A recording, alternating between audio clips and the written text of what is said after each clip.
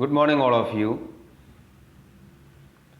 Basic concepts of partnership accounts എന്നുള്ള ചാപ്റ്ററാണ് നാം ഡിസ്കസ് ചെയ്ത് വരുന്നത്.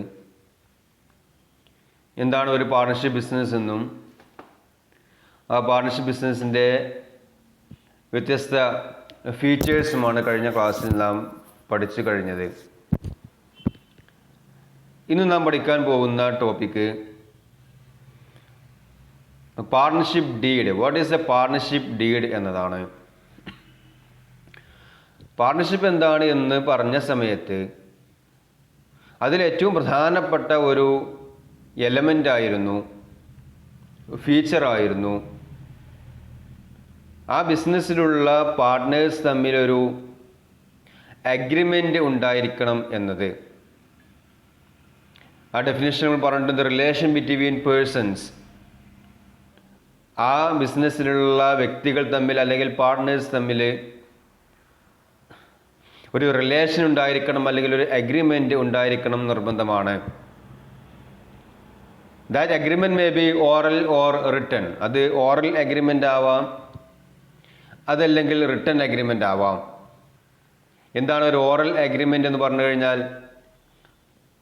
ബിസിനസ്സുമായി ബന്ധപ്പെട്ടുകൊണ്ട് വരുന്ന കാര്യങ്ങൾ വാക്കാൽ പറഞ്ഞ് ഉറപ്പിച്ച് ആ രീതിയിലുള്ള ഒരു അഗ്രിമെൻ്റ് ഉണ്ടാക്കുകയാണ് എന്നുണ്ടെങ്കിൽ അതിനെയാണ് നമ്മൾ ഓറൽ അഗ്രിമെൻ്റ് എന്ന് പറയുന്നത്. അതല്ല, ബിസിനസ്സിൻ്റെ കാര്യങ്ങളെല്ലാം തന്നെയും എഴുതി തയ്യാറാക്കിയിട്ടുള്ള ഒരു രേഖയായിട്ട് നമ്മൾ മാറ്റുകയാണ് എന്നുണ്ടെങ്കിൽ അതിനെയാണ് റിട്ടൺ അഗ്രിമെൻ്റ് എന്ന് പറയുന്നത്. ഓറൽ അഗ്രിമെൻറ്റിനേക്കാളും ഏറ്റവും നല്ലത് റിട്ടൺ അഗ്രിമെൻ്റ് ആണ്. കാരണം ഭാവിയിൽ എന്തെങ്കിലും പ്രശ്നങ്ങൾ, പ്രയാസങ്ങൾ, തർക്കങ്ങളൊക്കെ ഉണ്ടാവുന്ന സമയത്ത് പറഞ്ഞുറപ്പിച്ച വാക്കുകൾ ഒരുപക്ഷെ മാറ്റി പറഞ്ഞേക്കാം. എന്നാൽ അതൊരു എഴുതപ്പെട്ട രേഖയാക്കി മാറ്റിയിട്ടുണ്ടെങ്കിൽ അത് മാറ്റുവാനോ തിരുത്തുവാനോ നമ്മളെ കൊണ്ട് സാധിക്കുകയില്ല. അതുകൊണ്ട് തന്നെ എപ്പോഴും നല്ലത് ഒരു റിട്ടൺ അഗ്രിമെൻ്റ് ആണ്. എന്താണ് ഒരു പാർട്ണർഷിപ്പ് ഡീഡ് എന്ന് പറഞ്ഞു കഴിഞ്ഞാൽ? പാർട്ണർഷിപ്പ് ഡീഡ് എന്ന് പറഞ്ഞു കഴിഞ്ഞാൽ ഈ പറയുന്ന റിട്ടൺ അഗ്രിമെൻറ്റിനെയാണ് ഏറ്റവും സിമ്പിളായിട്ട് പറഞ്ഞാൽ പാർട്ണർഷിപ്പ് ഡീഡ് എന്ന് പറയുന്നത്.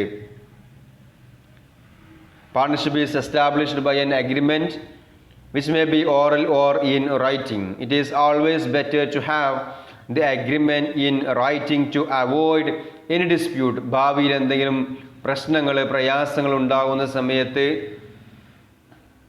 അത് ഒഴിവാക്കുന്നതിന് ഏറ്റവും നല്ലത് ഒരു റിട്ടൺ അഗ്രിമെൻ്റ് ആണ്. And the document containing the agreement in writing among the partners is called partnership deed. So it is a document. Partnership deed is a document. ഒരു ബിസിനസ്സിൻ്റെ ഏറ്റവും പ്രധാനപ്പെട്ട ഒരു ഡോക്യുമെൻ്റ് ആണ് പാർട്ണർഷിപ്പ് ഡീഡ് എന്ന് പറയുന്നത്. എന്താണെങ്കിലും ഉണ്ടായിരിക്കുക, containing the agreement in writing among the partners. ആ പാർട്ട്നേഴ്സ് തമ്മിലുള്ള ആ ബിസിനസ്സുമായി ബന്ധപ്പെട്ട് കൊണ്ടുവരുന്ന എന്തെല്ലാം കാര്യങ്ങളുണ്ടോ ആ കാര്യങ്ങളെല്ലാം തന്നെയും ഒരു എഴുതപ്പെട്ട രേഖയാക്കി മാറ്റിയിട്ടുണ്ടെങ്കിൽ ആ എഴുതപ്പെട്ട രേഖയെയാണ്, ഡോക്യുമെൻറ്റിനെയാണ് പാർട്ണർഷിപ്പ് ഡീഡ് എന്ന് പറയുന്നത്. അഥവാ അതിനെ വിളിക്കുന്ന മറ്റൊരു പേരാണ് ആർട്ടിക്കിൾസ് ഓഫ് പാർട്ണർഷിപ്പ് എന്ന് പറയുന്നത്. So it is A document of A partnership firm. The next we have to study what are the contents of partnership deed. ഒരു പാർട്ണർഷിപ്പ് ഡീഡിൽ എന്തെല്ലാം കാര്യങ്ങളാണ് ഉണ്ടാവുക? ഒരുപാട് കാര്യങ്ങൾ പാർട്ണർഷിപ്പ് ഡീഡിൽ ഉണ്ടാവും. അഥവാ ആ ബിസിനസ്സുമായി ബന്ധപ്പെട്ട് കൊണ്ടുവരുന്ന എന്തെല്ലാം കാര്യങ്ങളുണ്ടോ ആ ബിസിനസ്സുമായി ബന്ധപ്പെട്ട് കൊണ്ടുവരുന്ന മുഴുവൻ കാര്യങ്ങളും റെക്കോർഡ് ചെയ്തിട്ടുള്ളൊരു രേഖയാണ്, ഒരു ഡോക്യുമെൻ്റ് ആണ് പാർട്ണർഷിപ്പ് ഡീഡ് എന്ന് പറയുന്നത്. അതിലേറ്റവും പ്രധാനപ്പെട്ട ചില കണ്ടന്റുകൾ നമുക്ക് പഠിക്കാം. ഒന്നാമത്തേതാണ് the name of the firm. Partners ആരംഭിക്കുന്ന ബിസിനസ്സിൻ്റെ പേര് എന്താണോ ആ പേര് ഒന്നാമതായിട്ട് ആ പാർട്ണർഷിപ്പ് ഡീഡിൽ ഉണ്ടാകും. Name of the firm. The second one is name and address of all partners. എത്ര പാർട്ട്നേഴ്സാണ് ആ ബിസിനസ്സിലുള്ളത് ആ പാർട്ട്നേഴ്സിൻ്റെ എല്ലാവരുടെയും പേരും അതുപോലെ തന്നെ അഡ്രസ്സും അതിലുണ്ടായിരിക്കും. മൂന്നാമത്തെ കാര്യമാണ് nature and place of business. ഏത് തരത്തിലുള്ള ബിസിനസ്സാണ് നാം ചെയ്യുന്നത്, what is the nature of business and the place of business, എവിടെയാണ് നമ്മൾ ബിസിനസ് ചെയ്യുന്നത്, ആ ലൊക്കേഷൻ എവിടെയാണ് എന്ന് കൃത്യമായി കൊണ്ട് പാർട്ണർഷിപ്പ് ഡീഡിൽ പറഞ്ഞിട്ടുണ്ടാവും. നമ്മൾ ചെയ്യുന്ന ബിസിനസ്സിൻ്റെ സ്വഭാവം എന്താണ് എന്നും നാം ചെയ്യുന്ന ബിസിനസ് എവിടെയാണ് എന്നുള്ള ആ പ്ലേസ് ഓഫ് ബിസിനസ്സും മൂന്നാമതായി കൊണ്ട് പാർട്ണർഷിപ്പ് ഡീഡിലെ കണ്ടൻ്റാണ്. നാലാമത്തെ കാര്യമാണ് date of commencement of partnership. എന്നാണ് ഈ പാർട്ണർഷിപ്പ് ബിസിനസ് ആരംഭിക്കുന്നത്, what is the date of commencement, business ആരംഭിക്കുന്ന ഡേറ്റ് പാർട്ണർഷിപ്പ് ഡീഡിൽ നാലാമതായിട്ട് നമുക്ക് കാണുവാൻ സാധിക്കും. അഞ്ചാമതായിട്ട് കാണുന്നതാണ് duration of partnership if any. ആ പാർട്ണർഷിപ്പ് ബിസിനസ്സിന് ഒരു ടിപ്പിക്കൽ പെർട്ടിക്കുലർ ഡ്യൂറേഷൻ, കാലാവധി പറഞ്ഞുകൊണ്ട് നിശ്ചയിച്ചുകൊണ്ടാണ് നമ്മൾ ബിസിനസ് ആരംഭിക്കുന്നത് എന്നുണ്ടെങ്കിൽ എത്ര കാലത്തേക്കാണ് നാം ബിസിനസ് ചെയ്യുന്നത് എന്ന് കൃത്യമായിക്കൊണ്ട് നാം പറഞ്ഞിട്ടുണ്ടെങ്കിൽ നമുക്കറിയാം. കഴിഞ്ഞ വർഷം നാം പഠിച്ചിട്ടുള്ളതാണ് 2 തരത്തിലുള്ള പാർട്ണർഷിപ്പ് ബിസിനസ്സുകൾ, പാർട്ണർഷിപ്പ് അറ്റ് വിൽ അതുപോലെ തന്നെ പർട്ടിക്കുലർ പാർട്ണർഷിപ്പ്. ആ ബിസിനസ് പാർട്ണർഷിപ്പ് അറ്റ് വിൽ എന്ന് പറഞ്ഞു കഴിഞ്ഞാൽ ആ ബിസിനസ്സിൻ്റെ ഡ്യൂറേഷൻ എന്ന് പറയുന്നത് at the will of the partners. ആ പാർട്ട്നേഴ്സ് എത്ര കാലത്തേക്കാണോ അവർ ആഗ്രഹിക്കുന്നത് ആ ആഗ്രഹിക്കുന്ന കാലത്തോളം ആ ബിസിനസ് മുന്നോട്ട് പോകുന്നതാണ് പാർട്ണർഷിപ്പ് അറ്റ് വിൽ എന്ന് പറയുന്നത്. എന്നാൽ പെർട്ടിക്കുലർ പാർട്ണർഷിപ്പ് എന്ന് പറഞ്ഞു കഴിഞ്ഞാലോ ഒരു പെർട്ടിക്കുലർ പർപ്പസിന് വേണ്ടി മാത്രം ആരംഭിക്കുന്ന പാർട്ണർഷിപ്പ് ബിസിനസ്സിനെയാണ് പെർട്ടിക്കുലർ പാർട്ണർഷിപ്പ് എന്ന് പറയുന്നത്. അപ്പോൾ ആ രീതിയിലുള്ള ഒരു പെർട്ടിക്കുലർ പർപ്പസിന് വേണ്ടി മാത്രം അല്ലെങ്കിൽ ഒരു പെർട്ടിക്കുലർ പീരീഡിലേക്ക് വേണ്ടി മാത്രം നാം ആരംഭിക്കുന്ന ഏതെങ്കിലും ബിസിനസ് ആണെന്നെങ്കിൽ, സേ ഫോർ എക്സാമ്പിൾ 5 years, 5 വർഷത്തേക്കാണ് നാം ഈ ബിസിനസ് ചെയ്യുന്നത്. 5 വർഷം കഴിഞ്ഞാൽ ആ ബിസിനസ് അവിടെ അവസാനിക്കും. 10 വർഷത്തേക്കാണ് ബിസിനസ് ആരംഭിക്കുന്നത് എന്ന് കൃത്യമായിക്കൊണ്ട് നമ്മളൊരു ആദ്യമേ തീരുമാനിച്ചിട്ടുണ്ടെങ്കിൽ ആ 10 വർഷത്തോടു കൂടി ആ ബിസിനസ് അവിടെ അവസാനിക്കും. ആ രീതിയിൽ ബിസിനസ് ആരംഭിക്കുന്ന സമയത്ത് തന്നെ ഇത്ര കാലത്തേക്കാണ് നമ്മുടെ ബിസിനസ് നാം ചെയ്യാൻ പോകുന്നത് എന്ന് കൃത്യമായിക്കൊണ്ട് അതിൻ്റെ കാലാവധി ഡ്യൂറേഷൻ നാം നിശ്ചയിച്ചിട്ടുണ്ടെങ്കിൽ ആ ഡ്യൂറേഷൻ ആ ബിസിനസ്സിൻ്റെ പാർട്ണർഷിപ്പ് ഡീഡിൽ കാണിച്ചിരിക്കണം. അതുകൊണ്ടാണ് ഇഫ് എനി ഉണ്ടെങ്കിൽ എന്ന് പറയാനുള്ള കാരണം. എല്ലാ ബിസിനസ്സിനും ആ ഡ്യൂറേഷൻ പറയുകയില്ല. അഥവാ പാർട്ണർഷിപ്പ് അറ്റ് വിൽ ആണ് എന്നുണ്ടെങ്കിൽ അവിടെ ഡ്യൂറേഷൻ നമുക്ക് കാണുവാൻ സാധിക്കുകയില്ല. അങ്ങനെ ഡ്യൂറേഷനുള്ള ബിസിനസ് ആണെങ്കിൽ എത്ര കാലത്തേക്കാണ് എന്ന് അവിടെ കാണിച്ചിരിക്കണം. ആറാമത്തെ കാര്യമാണ് capital contribution by the partners. എത്ര പാർട്ട്നേഴ്സാണ് ആ ബിസിനസ്സിലുള്ളത്, ആ ഓരോ പാർട്ട്നേഴ്സും ബിസിനസ്സിലേക്ക് ഇൻവെസ്റ്റ് ചെയ്തിട്ടുള്ള കോൺട്രിബ്യൂട്ട് ചെയ്തിട്ടുള്ള എമൗണ്ട് ഓഫ് ക്യാപിറ്റൽ എത്രയാണ് എന്ന് കൃത്യമായിക്കൊണ്ട് അതിൽ കാണിച്ചിരിക്കണം. ഏഴാമത്തെ കാര്യമാണ് the amount that can be withdrawn by each partner. ആ ബിസിനസ്സിലേക്ക് ഇൻവെസ്റ്റ് ചെയ്തിട്ടുള്ള ക്യാപിറ്റലിൽ നിന്ന് നമുക്ക് എന്തെങ്കിലും ആവശ്യങ്ങൾക്ക് നമ്മൾ ആ എമൗണ്ട് പെർമനൻ്റ് ആയിക്കൊണ്ട് നാം വിഡ്രോ ചെയ്യുകയാണെങ്കിൽ, പിൻവലിക്കുകയാണെന്നുണ്ടെങ്കിൽ എത്രത്തോളം എമൗണ്ട് ഓരോ പാർട്ട്നേഴ്സിനും ബിസിനസ്സിൽ നിന്നും പിൻവലിക്കാം എന്ന് കൃത്യമായിക്കൊണ്ട് ആ ബിസിനസ് ആരംഭിക്കുന്ന സമയത്ത് തന്നെ ആ പാർട്ണർഷിപ്പ് ഡീഡിൽ കാണിച്ചിരിക്കണം. That is the amount that can be withdrawn by each partner. എട്ടാമത്തെ കാര്യമാണ് rules regarding operation of bank accounts. Rules regarding operation of bank accounts. ഒരുപാട് പാർട്ട്നേഴ്സുള്ള ബിസിനസ്സാണ്. ഒരു ബിസിനസ് ആകുമ്പോൾ സ്വാഭാവികമായിക്കൊണ്ടും അവർക്ക് ബാങ്ക് അക്കൗണ്ട് ഉണ്ടാവും. ബിസിനസ്സിൻ്റെ കാര്യങ്ങൾ, ട്രാൻസാക്ഷൻസ് എല്ലാം തന്നെയും മിക്കവാറും ബാങ്ക് വഴിയായിരിക്കും അതിൻ്റെ കാര്യങ്ങളെല്ലാം തന്നെയും ചെയ്യുന്നത്. എല്ലാ പാർട്ട്നേഴ്സും ബാങ്ക് ട്രാൻസാക്ഷൻസിന് ബാങ്ക് അക്കൗണ്ട് ഡീൽ ചെയ്യാൻ ആരംഭിച്ചു കഴിഞ്ഞാൽ അത് വലിയ പ്രയാസമായിരിക്കും. എല്ലാവരും ബാങ്ക് അക്കൗണ്ട് ഓപ്പറേറ്റ് ചെയ്യുക എന്നുള്ളത് അത് വലിയ പ്രയാസമുള്ള കാര്യമായിരിക്കും. അപ്പോൾ ഉള്ള പാർട്ട്നേഴ്സ്, എത്ര പാർട്ട്നേഴ്സാണോ ബിസിനസ്സിലുള്ളത് ആ പാർട്ട്നേഴ്സിൽ നിന്ന് ഏതെങ്കിലും ഒരു പാർട്ട്ണറെ അവർ ആ ബിസിനസ്സിൻ്റെ ബാങ്ക് അക്കൗണ്ട് ഓപ്പറേറ്റ് ചെയ്യുന്നതിന് വേണ്ടി അവർ നിശ്ചയിക്കും. അപ്പോൾ അതുമായി ബന്ധപ്പെട്ടുകൊണ്ട് വരുന്ന എന്തെല്ലാം കാര്യങ്ങളുണ്ടോ ആ കാര്യങ്ങളെല്ലാം തന്നെയും ആരാണ് ബാങ്ക് അക്കൗണ്ട് ഓപ്പറേറ്റ് ചെയ്യുന്നത് അതുമായി ബന്ധപ്പെട്ടുകൊണ്ടുള്ള മുഴുവൻ കാര്യങ്ങളും That is called rules regarding operation of bank account. Bank account operate ചെയ്യുന്നതുമായി ബന്ധപ്പെട്ടുകൊണ്ട് വരുന്ന റൂൾസ് എന്തെല്ലാം ഉണ്ടോ ആ റൂൾസ് എല്ലാം തന്നെയും പാർട്ണർഷിപ്പ് ഡീഡിൽ കൃത്യമായി കൊണ്ട് പറഞ്ഞിരിക്കണം. 9ാമത്തെ കാര്യമാണ് division of profit or losses. Business നമ്മൾ ചെയ്ത് കഴിഞ്ഞാൽ ബിസിനസ്സിന് ലഭിക്കുന്ന പ്രോഫിറ്റ്, ആ പ്രോഫിറ്റ് നാം എങ്ങനെ ഡിവൈഡ് ചെയ്യും എന്നത്, ഏത് റേഷ്യോയിലാണ് നമ്മൾ പ്രോഫിറ്റ് ഡിവൈഡ് ചെയ്യുക, ഈക്വലായിട്ട് എത്ര പാർട്ട്നേഴ്സ് ഉണ്ടോ ആ പാർട്ട്നേഴ്സ് എല്ലാം തന്നെയും ഈക്വലായിട്ടാണോ ആ ബിസിനസ് ലഭിക്കുന്ന പ്രോഫിറ്റിനെ ഡിവൈഡ് ചെയ്യുന്നത്, അതല്ല ഒരു പ്രത്യേകമായി കൊണ്ടുള്ള അനുപാതത്തിലാണോ റേഷ്യോയിലാണോ ബിസിനസ് ലഭിക്കുന്ന പ്രോഫിറ്റിനെ ഡിവൈഡ് ചെയ്യുന്നത്, അതുമായി ബന്ധപ്പെട്ട് കൊണ്ടുവരുന്ന മുഴുവൻ കാര്യങ്ങളും പാർട്ണർഷിപ്പ് ഡീഡിൽ നാം എഴുതി തയ്യാറാക്കണം. സാധാരണഗതിയിൽ ബിസിനസ് ലഭിക്കുന്ന പ്രോഫിറ്റ്, ബിസിനസ്സിലേക്ക് നാം ഇൻവെസ്റ്റ് ചെയ്യുന്ന ക്യാപിറ്റൽ എത്രയാണോ ആ ക്യാപിറ്റലിനെ ബേസ് ചെയ്തുകൊണ്ടാണ് സാധാരണഗതിയിൽ നമ്മുടെ പ്രോഫിറ്റിൻ്റെ ഷെയറിനെ അല്ലെങ്കിൽ റേഷ്യോനെ അവിടെ നിശ്ചയിക്കുന്നത്. അങ്ങനെ തന്നെ ചെയ്യണം നിർബന്ധമൊന്നുമില്ല. പക്ഷേ സാധാരണഗതിയിൽ നാം എത്രയാണോ ഇൻവെസ്റ്റ് ചെയ്യുന്ന ക്യാപിറ്റൽ അതിനെ ബേസ് ചെയ്തുകൊണ്ടായിരിക്കും ആ ബിസിനസ്സിൻ്റെ പാർട്ട്നേഴ്സിനുള്ള പ്രോഫിറ്റ് നിശ്ചയിക്കുക, പ്രോഫിറ്റ് റേഷ്യോ നിശ്ചയിക്കുന്നത്. അങ്ങനെ പ്രത്യേകിച്ച് പ്രോഫിറ്റ് ഷെയർ ചെയ്യുന്നതിനുള്ള റേഷ്യോ നിശ്ചയിച്ചിട്ടുണ്ടെങ്കിൽ ആ പ്രോഫിറ്റ് ഷെയറിങ് റേഷ്യോ അത് പാർട്ണർഷിപ്പ് ഡീഡിൽ കൃത്യമായി കൊണ്ട് പറഞ്ഞിരിക്കണം. 10ാമത്തെ കണ്ടന്റാണ് interest on capital, interest on drawings if any. ഓരോ പാർട്ട്നേഴ്സും ബിസിനസ്സിലേക്ക് ഇൻവെസ്റ്റ് ചെയ്തിട്ടുള്ള എമൗണ്ട് ഓഫ് ക്യാപിറ്റൽ, ആ എമൗണ്ട് ഓഫ് ക്യാപിറ്റലിൻ്റെ മുകളിൽ ബിസിനസ് ആ പാർട്ട്നേഴ്സിന് വല്ല എമൗണ്ട് ഓഫ് ഇൻട്രസ്റ്റ് നൽകുന്നുണ്ടെങ്കിൽ ആ റേറ്റ് ഓഫ് ഇൻട്രസ്റ്റ് പാർട്ണർഷിപ്പ് ഡീഡിൽ പറഞ്ഞിരിക്കണം.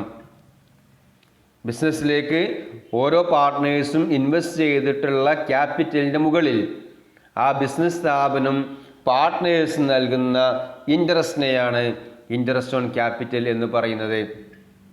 അതുപോലെ തന്നെ ഇൻട്രസ്റ്റ് ഓൺ ഡ്രോയിങ്സ് എന്ന് പറഞ്ഞു കഴിഞ്ഞാലോ, നാം ഇൻവെസ്റ്റ് ചെയ്തിട്ടുള്ള ക്യാപിറ്റലിൽ നിന്നും നാം എമൗണ്ട് വിഡ്രോ ചെയ്യുകയാണെങ്കിൽ, നമ്മുടെ ആവശ്യങ്ങൾക്ക് വേണ്ടി നാം ബിസിനസ്സിൽ നിന്നും എമൗണ്ട് വിഡ്രോ ചെയ്യുകയാണെങ്കിൽ അതിനെയാണ് ഡ്രോയിങ്സ് എന്ന് പറയുന്നത്.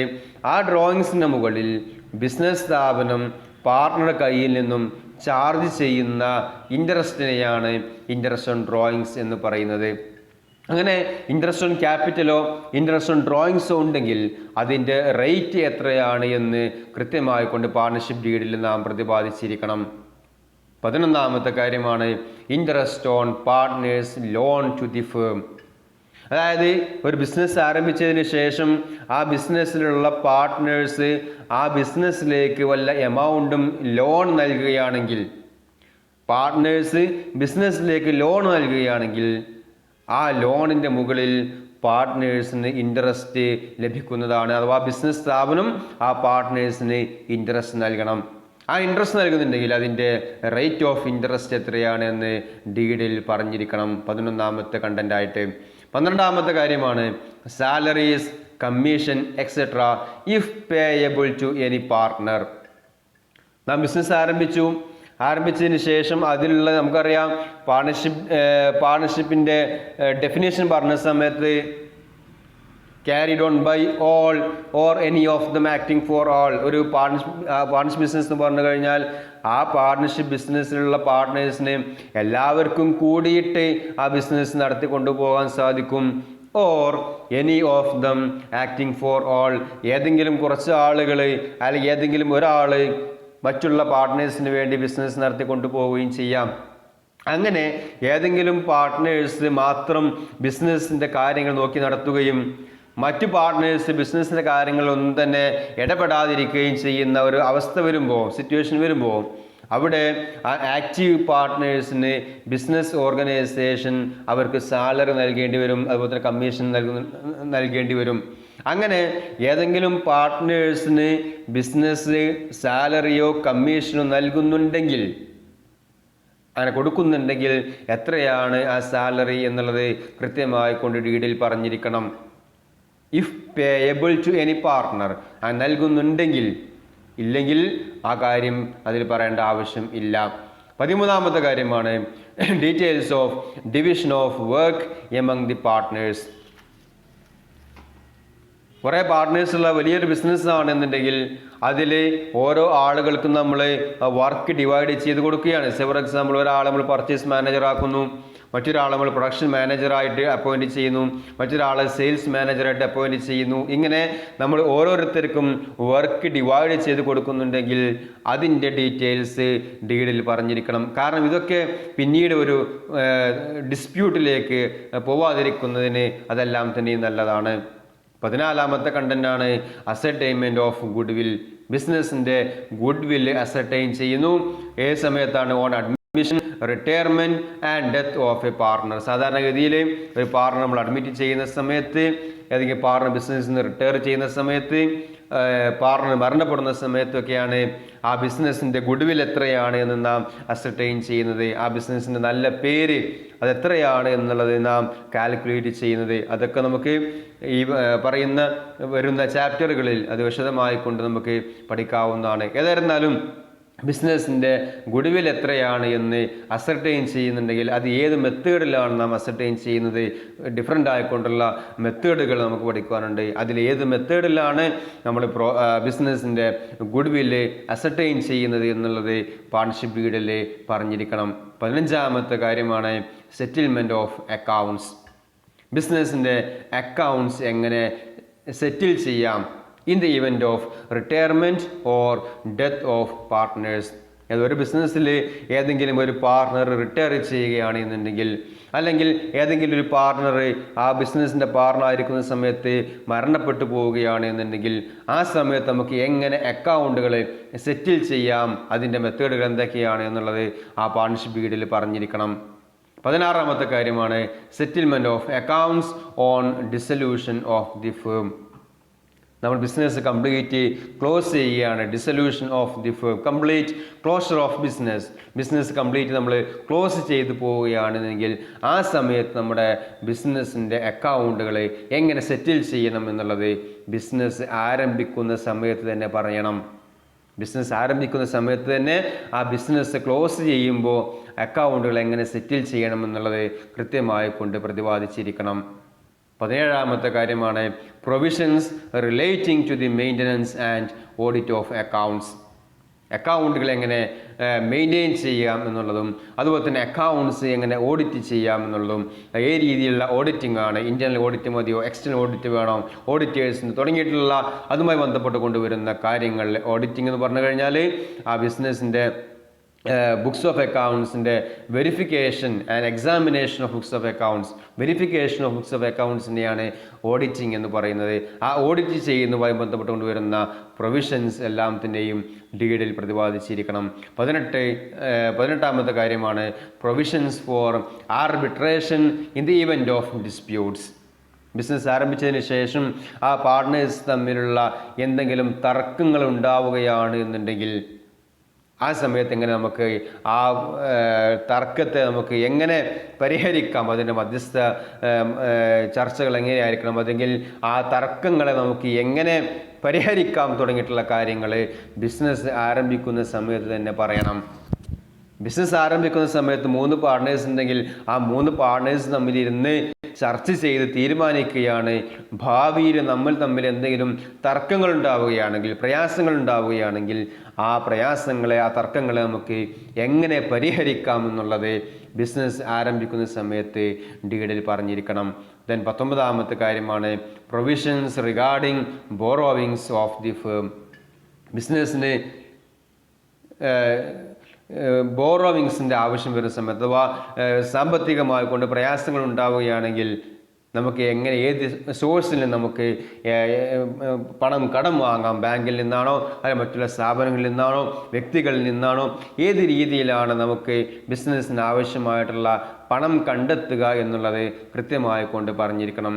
Then last one rights, duties and liabilities of partners. ഓരോ പാർട്ട്നേഴ്സിൻ്റെയും റൈറ്റ്സ് എന്താണ്, ഓരോ പാർട്ട്നേഴ്സിൻ്റെയും ഡ്യൂട്ടീസ് എന്താണ്, അതുപോലെ തന്നെ ഓരോ പാർട്ട്നേഴ്സിൻ്റെയും ലയബിലിറ്റീസ് എന്തെല്ലാമാണ് തുടങ്ങിയിട്ടുള്ള കാര്യങ്ങൾ കൃത്യമായി കൊണ്ട് പാർട്ണർഷിപ്പ് ഡീഡിൽ പറഞ്ഞിരിക്കണം. ഇപ്പോൾ നമുക്ക് അറിയാം, ഒരു പാർട്ണർഷിപ്പ് ഡീഡിലുള്ള കണ്ടന്റ് എന്ന് പറഞ്ഞു കഴിഞ്ഞാൽ ആ ബിസിനസ്സുമായി ബന്ധപ്പെട്ട് കൊണ്ടുവരുന്ന, ആ പാർട്ട്നേഴ്സുമായി ബന്ധപ്പെട്ട് കൊണ്ടുവരുന്ന കാര്യങ്ങളാണ് പാർട്ണർഷിപ്പ് ഡീഡിൽ ഉണ്ടാവുക. ഈ 20 കാര്യങ്ങൾ മാത്രം അല്ല ഉണ്ടാവുക, നേരെ മറിച്ച് ഇതല്ലാത്ത മറ്റ് എന്തെല്ലാം കാര്യങ്ങൾ ബിസിനസ്സുമായി ബന്ധപ്പെട്ട് കൊണ്ടുവരുന്ന കാര്യങ്ങളുണ്ടോ, പാർട്ട്നേഴ്സ് തമ്മിൽ അഗ്രി ചെയ്ത് സൈൻ ചെയ്യേണ്ട വിഷയങ്ങൾ എന്തെല്ലാം ഉണ്ടോ ആ കാര്യങ്ങൾ ഏതും പാർട്ണർഷിപ്പ് ഡീഡിൽ നമുക്ക് ഉൾക്കൊള്ളിക്കാവുന്നതാണ്. സാധാരണഗതിയിൽ നാം കണ്ടുവരുന്ന എഴുതുന്ന പാർട്ണർഷിപ്പ് ഡീഡിലുള്ള ഒരു 20 കണ്ടന്റുകളാണ് പറഞ്ഞിട്ടുള്ളത്. ഇങ്ങനെ ഒരു പാർട്ണർഷിപ്പ് ഡീഡ് സാധാരണഗതിയിൽ പാർട്ണർഷിപ്പ് ഡീഡ് നമ്മൾ പ്രിപ്പയർ ചെയ്യുന്ന ഒരു സ്റ്റാമ്പ് പേപ്പറിലാണ് അത് പ്രിപ്പയർ ചെയ്യുക. അങ്ങനെ അവസാനം എത്ര പാർട്ട്നേഴ്സ് ഉണ്ടോ ആ പാർട്ട്നേഴ്സ് എല്ലാം തന്നെയും അവരുടെ പേരെഴുതി താഴെ സൈൻ ചെയ്തിട്ടാണ് ഈ ഒരു പാർട്ണർഷിപ്പ് ഡീഡ് പ്രിപ്പയർ ചെയ്യുന്നത്. അപ്പോൾ കൃത്യമായി കൊണ്ട് മനസ്സിലാക്കുക, ഒരു പാർട്ണർഷിപ്പ് ഡീഡ് എന്ന് പറഞ്ഞു കഴിഞ്ഞാൽ ആ ബിസിനസ്സുമായി ബന്ധപ്പെട്ട് കൊണ്ടുവരുന്ന മുഴുവൻ കാര്യങ്ങളും എഴുതി തയ്യാറാക്കിയിട്ടുള്ള ഏറ്റവും സുപ്രധാനമായിട്ടുള്ള ഒരു രേഖയെയാണ് പാർട്ണർഷിപ്പ് ഡീഡ് എന്ന് പറയുന്നത്. അതിലുള്ള കണ്ടന്റുകൾ കൃത്യമായി കൊണ്ട് പഠിക്കുക, മനസ്സിലാക്കുക, സംശയങ്ങളുണ്ടെങ്കിൽ ചോദിച്ച് മനസ്സിലാക്കുകയും ചെയ്യുക. Okay, thank you all.